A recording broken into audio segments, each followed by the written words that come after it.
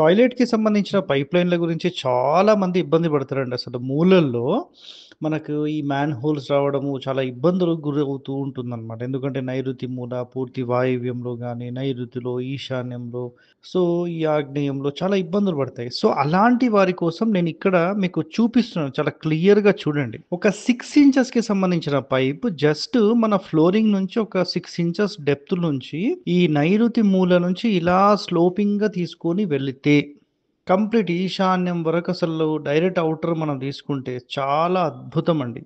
ఎందుకు అంటే దీనికి సంబంధించినంత వరకు అసలు మీకు ఎలాంటి గుంతలు గానీ, అసలు ఒక మ్యాన్ హోల్ గానీ ఏమి ఉండదు. ఇక్కడ చూడండి. ఈ పైప్‌లైన్ ఎలా వెళ్ళింది చూస్తున్నారు గదా! ఇది స్ట్రెయిట్‌గా ఇలా పైప్‌లైన్ వెళ్ళి అంటే కార్నర్‌లో జస్ట్ మనం 6 ఇంచెస్ తీసుకుంటే టోటల్ మనకి ఈశాన్యం వెళ్ళే లోపల ఆల్మోస్ట్ ఒక 1 ½ ఫీట్ అనేది మీకు స్లోపింగ్ అనేది వస్తుందండి ఆటోమేటిక్‌గా. దీనికి ఎలాంటి మ్యాన్ హోల్స్ అనేవి లేవు.